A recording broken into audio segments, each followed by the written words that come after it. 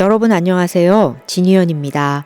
네, 오늘은 여러분과 함께 최근 정말 전 세계인들로부터 사랑받고 있는 국립중앙박물관의 사유의 방과 국립부여박물관의 백제대향로관을 함께 가셔서 작품들과 함께 여러 가지 다양한 이야기들을 나누도록 하겠습니다.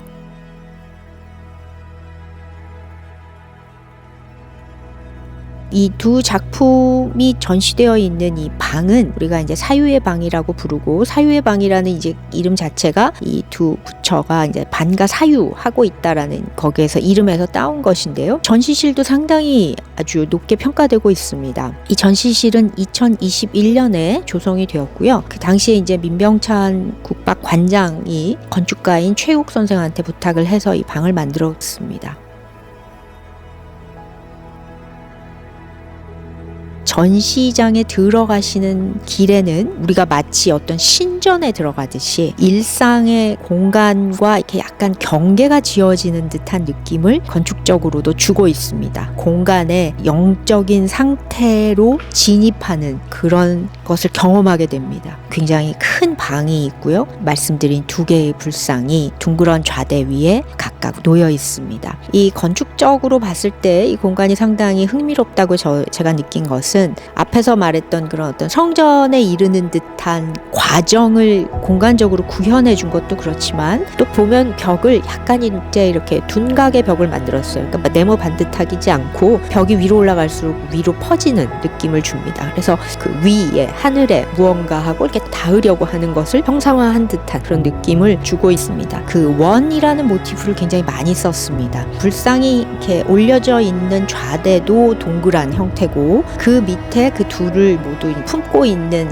좌대 역시 커다란 원형입니다. 그리고 천장을 이렇게 올려다 보면 그 각각의 불상 위에 동그란 조명이 들어와 있습니다. 벽은 전반적으로 불빛이 어느 정도 있지만 바닥과 천장이 모두 어둡기 때문에 두 개의 불상에만 하이라이트를 받는 것처럼 보이고, 다른 어떤 것도 우리 시선을 방해하지 않습니다. 굉장히 연극적이고 드라마틱한 작품 제시 방법이라고 생각이 듭니다. 원이라는 것은 보통 이 현실과 벗어난 하늘의 모습, 또는 이제 흔히 말하는 내세 또는 이 물질 세계를 벗어난 어떤 그런 단계를 이제 상징해주는 일종의 도형이고요. 원을 이용해서 그 종교적인 인물을 묘사했던 것은 서양도 마찬가지고 동양도 마찬가지인데, 오늘 여기에서는 그 원을 이 공간이 얼마나 잘 효과적으로 쓰고 있는가를 또한 보여주었습니다.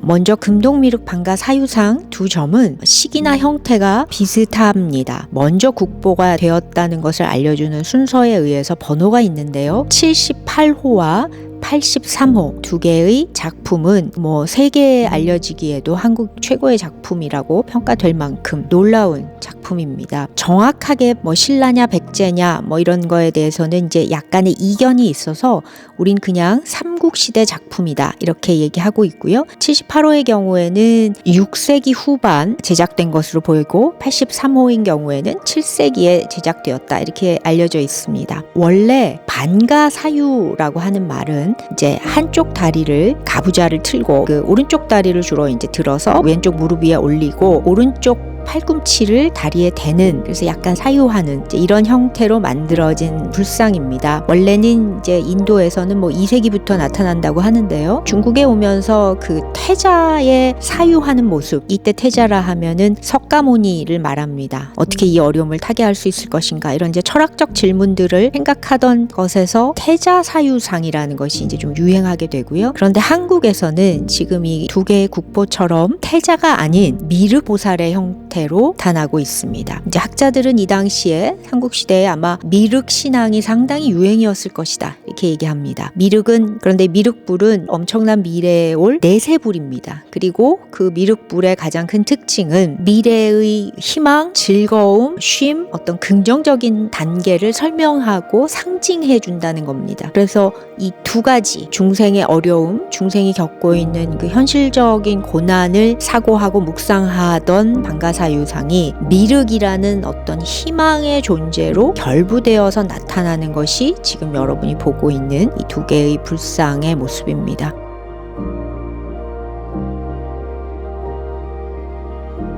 사유의 방 안에서 두 작품을 만났을 때 각각의 작품이 주는 유사하지만 약간씩 다른 그 차이점을 발견하는 것도 굉장히 흥미롭습니다.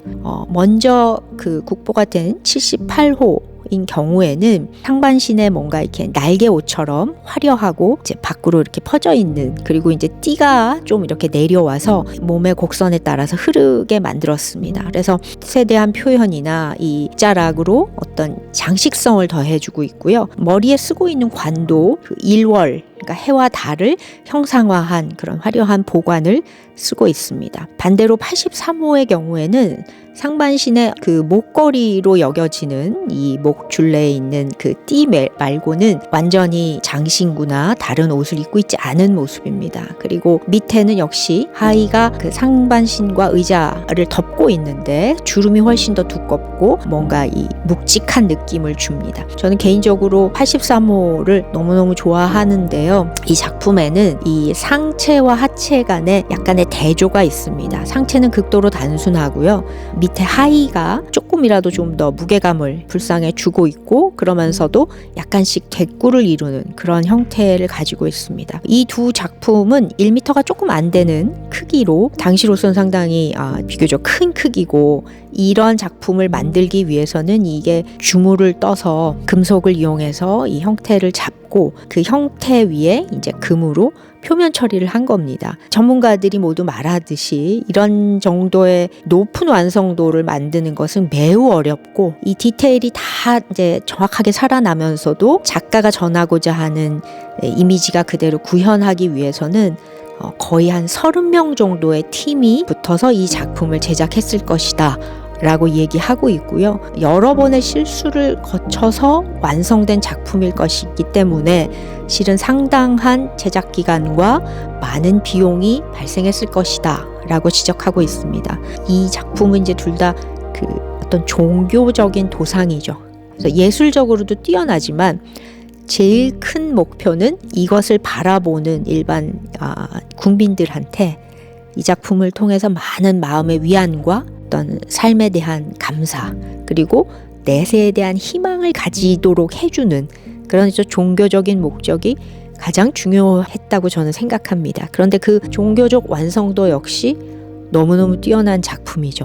특히 83호의 놀라운 점은 방과 사유의 포즈를 취하고 있지만 얼굴에는 이제 약한 이제 그 미소가 있습니다. 그래서 이 작품 얘기할 때 사람들은 미소와 형식적인 유사함 때문에 서양의 다른 이제 작품들, 로댕에 생각하는 사람이나 모나리자나 이런 얘기를 하는데, 저는 그거하고는 비교할 수 없다고 생각하고 비교하는 것이 맥락에 맞지 않다고 생각합니다. 당연히 시기적으로도 이 작품이 훨씬 앞서지만 시기를 떠나서 작품이 가지고 있는 가장 큰 본질은 결국 인간과 사회 그리고 종교의 기능에 대한 매우 높은 성찰에서 나왔다, 저는 이렇게 생각합니다. 이 두 작품은 모두 한국의 얼굴을 가지고 있습니다. 좀 길고 눈꺼풀이 크지 않은 그런 얄쌍한 눈매, 그리고 역시 좀 작고 얄쌍한 코, 그 밑에 약간 앙증맞은 입술을 가지고 있습니다. 그리고 얼굴도 약간 평평한 듯한 느낌을 줍니다. 그래서 이 얼굴 안에는 우리 조상뿐 아니라 지금의 우리의 얼굴에서 발견할 수 있는 그 한국인의 DNA가 분명히 있습니다.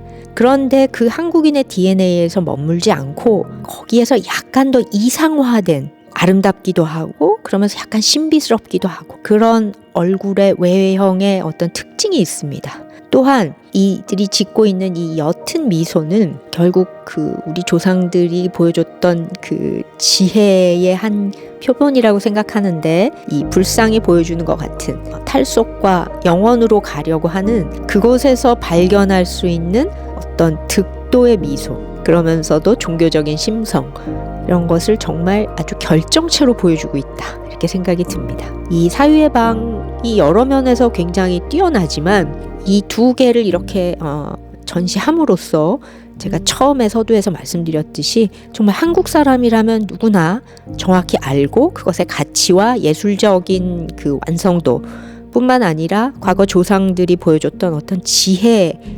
깊이를 우리가 같이 다 공유할 수 있게 됐다는 점이 가장 큰 이 작품의 그리고 전시의 장점이자 기록할 만한 정말 박수를 보낼 만한 부분이다 이렇게 생각이 듭니다.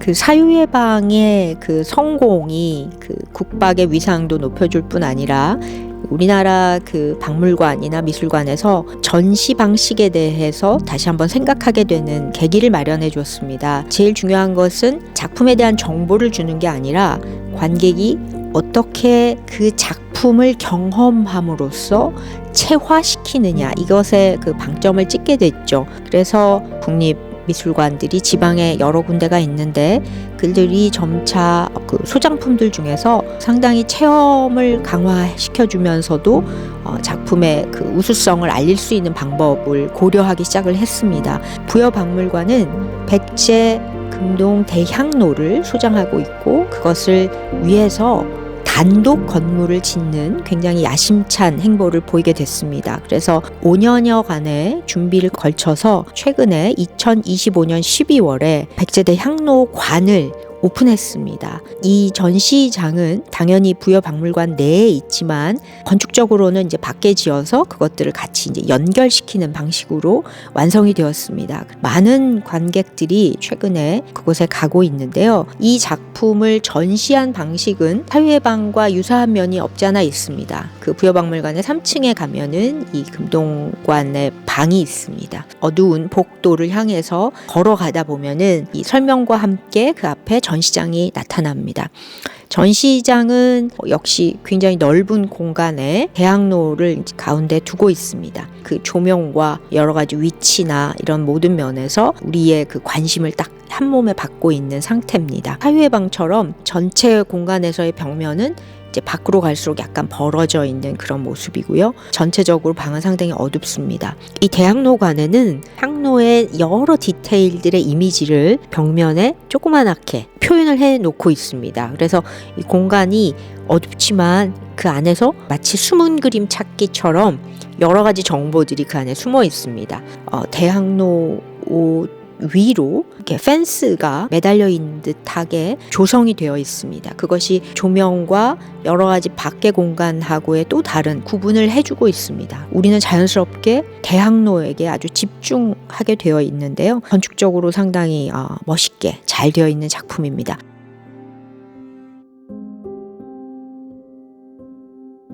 금동대 향로는 93년에 능산리 절터에서 너무 놀랍게도 거의 완벽에 가까운 상태로 발굴이 되었습니다. 왕실 사찰에서 발굴된 이 작품을 뜯어보면은 밑에는 이제 용이 이렇게 받치고 있고 그 위로 연꽃 모양의 몸통이 있고 그 위로 삼신산이라고 하는 이 작품의 가장 이제 핵심이 되는 부분인데요. 도교의 어떤 이상향을 다루고 있는 산의 모습이 묘사가 되어 있습니다. 그리고 그 위에는 이제 봉황이 뚜껑으로 자리를 잡고 있습니다. 역시 조각적으로 만들기 쉽지 않은 아주 정교한 그런 작품입니다. 당시에 역시 종교적인 상황에 대해서도 약간 설명을 해주는데요. 이 도교는 이제 불교와는 다른 종교입니다. 그런데 당시 이것을 이제 왕실의 절터에서 향로로 실제 사용했다는 것 자체가 어떤 도교의 세계관과 불교의 세계관이 충돌하지 않고 오히려 서로 상생하는 것을 백제 사람들이 받아들였고 그렇게 함으로써 이상향, 도교의 이상향이 가장 아름다운 최상의 작품으로 이렇게 구현되지 않았나 이렇게 생각이 듭니다. 금속으로 만들어졌고 그 표면을 이제 금으로 마감을 한 것인데 이 작품에서 굉장히 많은 디테일들이 있습니다.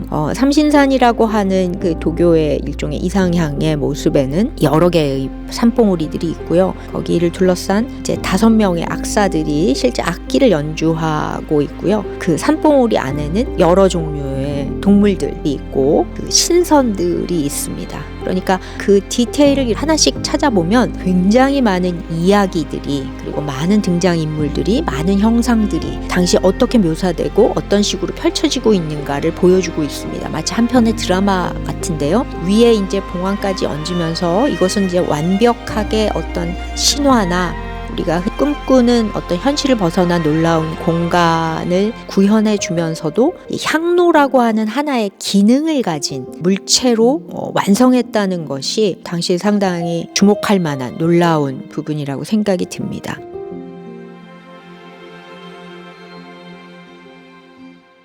이 두 전시장에는 몇 가지 차이점이 있는데 그 중에 하나는 대학로관에는 벽면에 의자가 설치되어 있습니다. 또한 그 유물을 비교적 매우 가깝게 볼 수 있도록 이제 유리상자를 만들고 그 안에 넣었는데 그 바로 앞에까지 가서 작품을 살펴볼 수 있습니다. 워낙 디테일이 많고 그 세부 묘사가 상당히 뛰어나기 때문에 관객들로 하여금 이제 작품을 깊이 관찰할 수 있는 경험을 이제 제공을 하고 동시에 지쳤을 경우에 다시 의자에 가서 조금 쉬도록 하는 그런 배려를 해준 것 같습니다.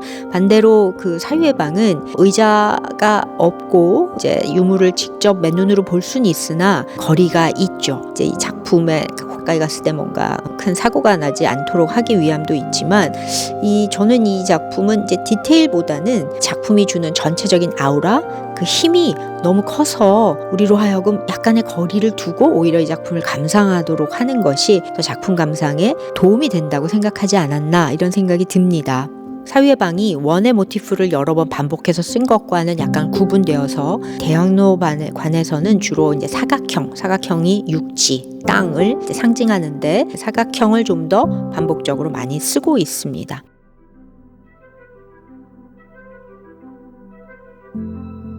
또 이 대학로관이 사유의 방과 좀 다른 면이 있다면 전시장을 나와서 이 외부에 가면 이 대학로관에 대한 여러 가지의 그 경험할 수 있는 그 디지털로 많이 제공을 해주고 있습니다. 예를 들면 각각의 역사적인 정보, 텍스트 정보뿐 아니라 디테일에 대한 아주 세부적인 이미지들 그리고 내가 원할 때 그것들을 뭐 이제 확대를 한다거나 자세히 본다거나 또는 내부의 모습이라든가 엑스레이 촬영했다든가 뭐 이런 정말 다양한 정보들이 관객들에게 제공이 되고요.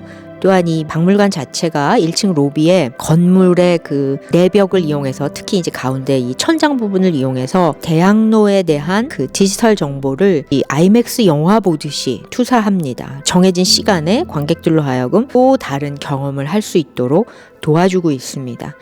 관객의 체험을 위해서 여러 가지로 준비를 많이 했는데요. 그 중에 하나는 전시장 밖에 반원형으로 되어 있는 박스 같은 데 안에 들어가면 향로가 이렇게 뿜어내는 향을 체험할 수 있도록 해주기도 합니다. 그래서 어떤 냄새가 나는가, 과거엔 그 향이 어땠을까 또 알게 하는 것 같습니다. 또 하나는 악사들이 악기를 연주했을 때 이런 소리가 났을 것이다 라는 그 소리도 직접 들을 수 있도록 준비가 되어 있습니다. 전반적으로 이 전시를 봤을 때 어떤 누구라도 굉장히 만족스럽다라고 느낄 것 같은 것이 바로 이런 여러 가지 차원의 경험 그리고 굉장히 공간적이고 건축적인 도움과 디지털로 쉽게 다가가도록 많은 정보를 주는 점 등도 이 전시장의 굉장한 장점이 아니었나 이렇게 생각이 듭니다.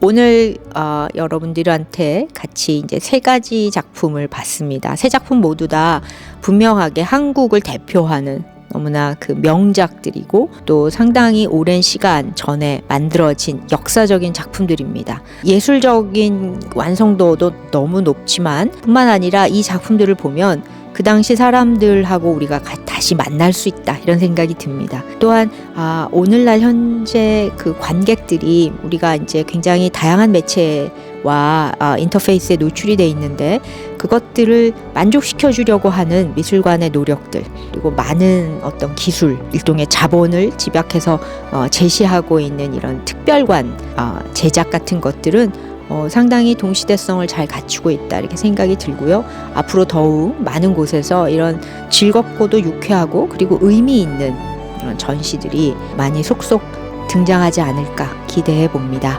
여러분 다음에 뵐 때까지 건강하시고 행복하시길 바라겠습니다. 감사합니다.